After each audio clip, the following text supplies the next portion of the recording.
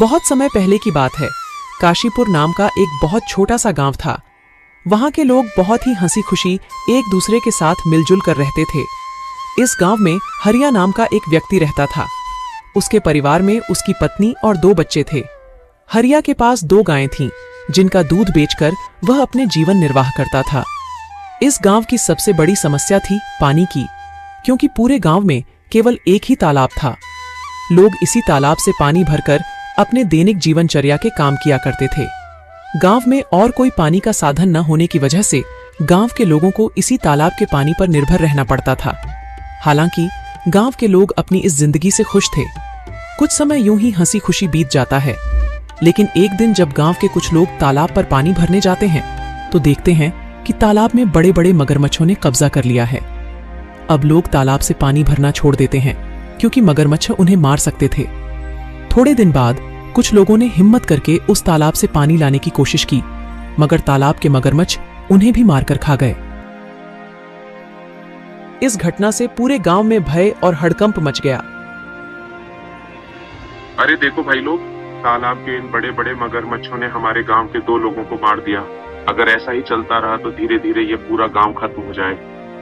हाँ भाई रामू, अगर हम इन मगरमच्छ के निवाले नहीं भी बने तो भी बूंद बूंद पानी को तरस तरस कर मर जाएंगे।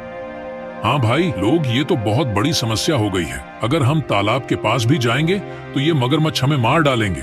लेकिन बिना पानी के हमारा गुजारा कैसे होगा? हमें कुछ करना पड़ेगा। तुम सही कह रहे हो चंदन, हमें तुरंत पंचायत बुलानी चाहिए और सरपंच जी को बताना चाहिए। हाँ चलो सरपंच जी के पास चलते हैं, अब वही कुछ कर सकते हैं। गांव के लोग मिलकर पंचायत में सरपंच जी के पास जाते हैं और अपनी समस्या बताते हैं। हाँ सरपंच जी, मगरमच्छ बहुत खतरनाक होते हैं। अगर हम तालाब के पास गए तो हमारी जान को खतरा हो सकता है। हाँ सरपंच जी, हरिया सही कह रहा है। हमने देखा कि कुछ लोग पानी भरने गए थे और मगरमच्छों ने उन पर हमला कर दिया। हाँ भाइयों, यह समस्या सच में गंभीर है, लेकिन हमें इसका कोई समाधान निकालना होगा। एक व्यक्ति है जो हमें इस समस्या से निकलने के लिए कोई बेहतर सुझाव दे सकता है। वह है मुखिया हरिलाल। हमें इस बारे में हरिलाल से बात करनी चाहिए। वह गांव के सबसे अक्लमंद इंसान है। वह इस समस्या का कोई ना कोई हल निकाल ही लेंगे। राजू और बिरजू, तुम दोनों मुखिया के घर जाओ और उनसे कहो कि सरपंच जी ने उन्हें तुरंत याद किया है। दोनों सेवक मुखिया के घर जाते हैं और मुखिया को ले आते हैं। सरपंच जी, कहिए, आपने हमें कैसे याद किया? हरिलाल, हमारे गांव के तालाब पर मगरमच्छों ने कब्जा कर लिया है और लोगों को पानी के लिए बहुत समस्या हो रही है। अब तुम उनकी समस्या का कोई समाधान निकालो। मुझे तो कुछ समझ ही नहीं आ रहा, आखिर उन मगरमच्छों से कैसे छुटकारा पाया जाए। मुखिया गहरी सोच में पड़ जाता है और फिर उसको एक उपाय सोचता है और वह सरपंच जी से कहता है। सरपंच जी, मगरमच्छों से लड़ना आसान नहीं है। हमें एक दूसरा तालाब बनाना होगा। ये काम आसान नहीं होगा, लेकिन अगर हम सब मिलकर मेहनत करेंगे तो नया तालाब जल्दी ही बन जाएगा। मुखिया जी, आप बिल्कुल सही कह रहे हैं। हम सब मिलकर मेहनत करेंगे और नया तालाब बनाएंगे। हाँ, हमें मिलकर काम करना होगा। इस समस्या का यही समाधान है। चलो फिर कल से ही हम नया तालाब खोदने का काम शुरू करते हैं। सभी गांव वाले मिलकर काम करेंगे और पानी की समस्या से जल्द ही निजात पाएंगे। गांव वाले मुखिया जी के सुझाव से सहमत होते हैं और अगले दिन से ही तालाब खोदने का काम शुरू कर देते हैं। कुछ ही दिनों की मेहनत और मशक्कत के बाद आखिरकार गांव के लोगों ने मिलकर एक बहुत ही गहरा तालाब खोद लिया। बस फिर क्या था, वर्षा ऋतु का मौसम भी आ गया और गांव में जोरदार बारिश शुरू हो गई। बारिश से वह तालाब लबालब पानी से भर गया, जिसे देख गांव के लोग बहुत खुश हुए।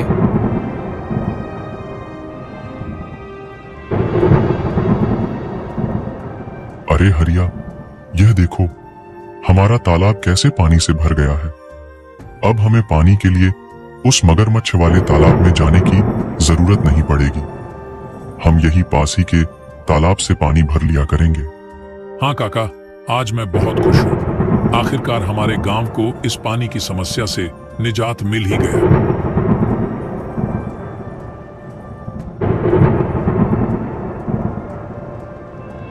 ऐसे ही कुछ दिन हंसी खुशी बीत जाते हैं। गांव के लोग तालाब के होने से बहुत खुश थे, लेकिन एक दिन गांव के लोगों की खुशी को जैसे किसी की नजर ही लग गई।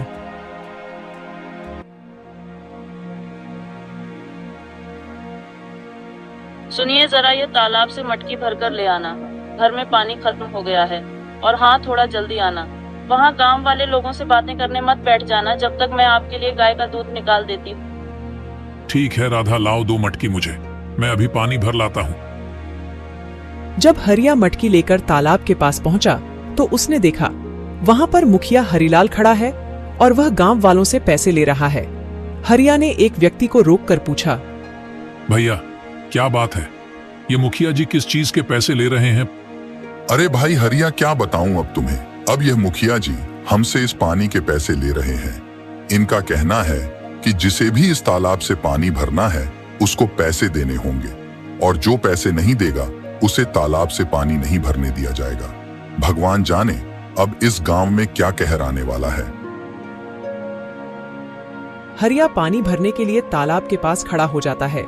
जैसे ही वह तालाब से पानी भरने जाता है, मुखिया उसे रोकते हुए कहता है, हरिया, तुम क्या कर रहे हो? तुम्हें पता नहीं है कि यहाँ से पानी भरने के लिए पैसे देने होंगे?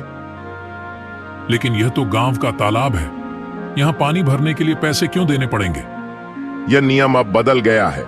यहाँ से पानी भरने के लिए हर किसी को पैसे देने होंगे। ये तो सरासर अन्याय है।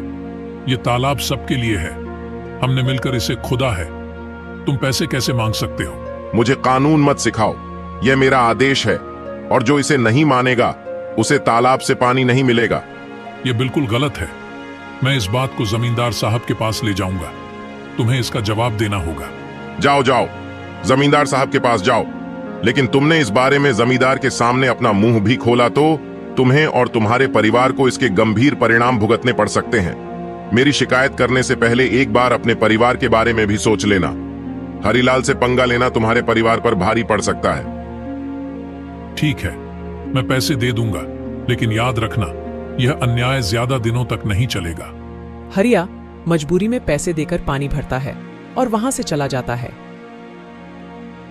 राधा, जो हम सब गांव वालों ने मिलकर तालाब खोदा था, मुखिया जी ने अब उस पानी भरने पर रोक लगा दी है।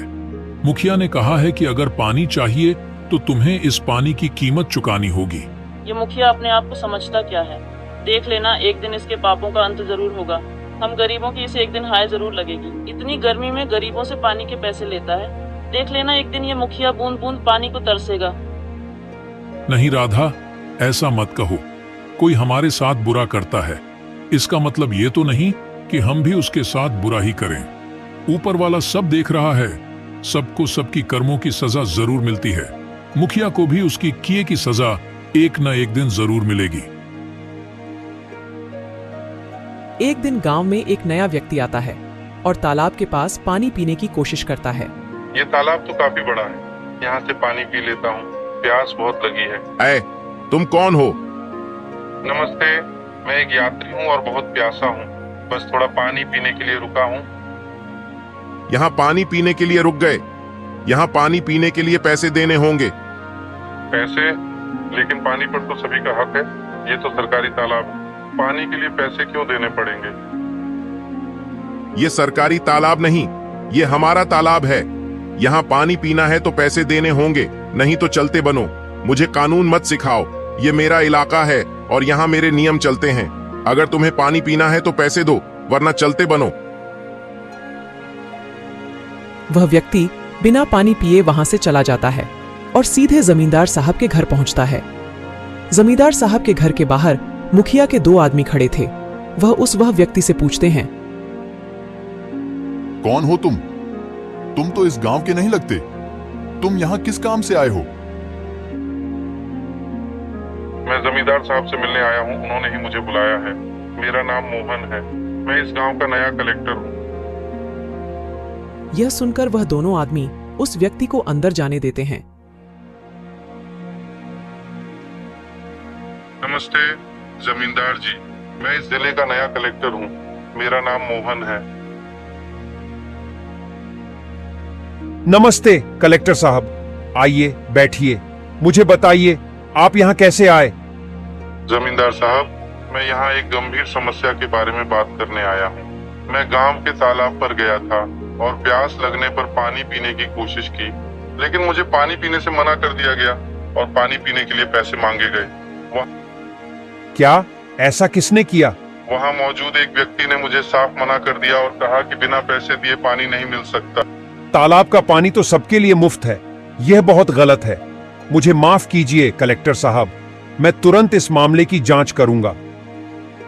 जमींदार साहब गुस्से में बाहर खड़े मुखिया के दोनों आदमी को अंदर बुलाते हैं। हमारे गांव में यह क्या चल रहा है? तुमने मुझे इसकी खबर क्यों नहीं दी? मैंने तुम दोनों को किस लिए काम के लिए रखा है? अब तुम सीधे सीधे यह बताओ कि यह जो कलेक्टर कह रहे हैं वह क्या सच है? कलेक्टर साहब का कहना है कि हमारे गांव के तालाब पर गांव के लोगों से पानी के पैसे लिए जा रहे हैं। सच सच बताओ मुझे। जमींदार की फटकार से वह दोनों आदमी सब उगल देते हैं। जी जमींदार साहब, वह मुखिया हरिलाल हैं जो गांव वालों से पानी भरने के पैसे ले रहे हैं। हमने उन्हें बहुत समझाने की कोशिश करी, लेकिन वह नहीं माने। उस मुखिया हरिलाल की इतनी हिम्मत, उसने मेरे पीठ पीछे गांव वालों के साथ ऐसा व्यवहार किया। जाओ, मुखिया को अभी बुलाकर लाओ, और हां, साथ में सारे गांव वालों को भी एकत्रित करके यहां लाओ।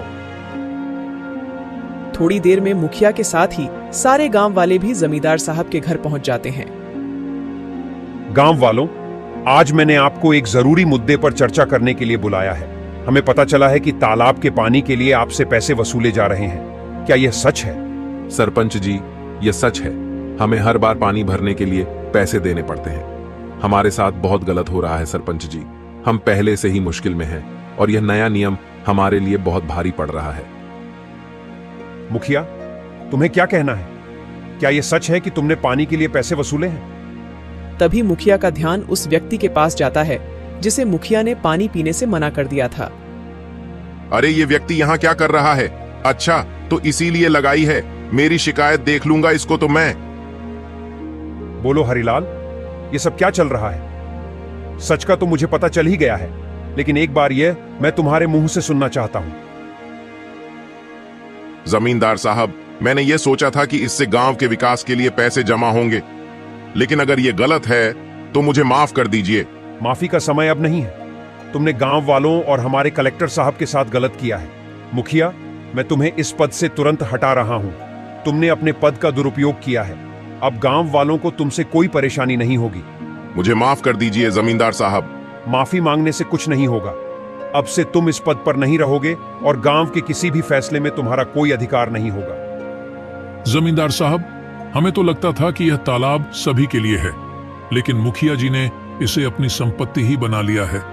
गांव वालों, मुझे खेद है कि आपको ऐसी कठिनाइयों का सामना करना पड़ा। मैं आपको आश्वासन देता हूं कि आगे से ऐसा कोई अन्याय नहीं होगा। तालाब का पानी अब सभी के लिए मुफ्त होगा।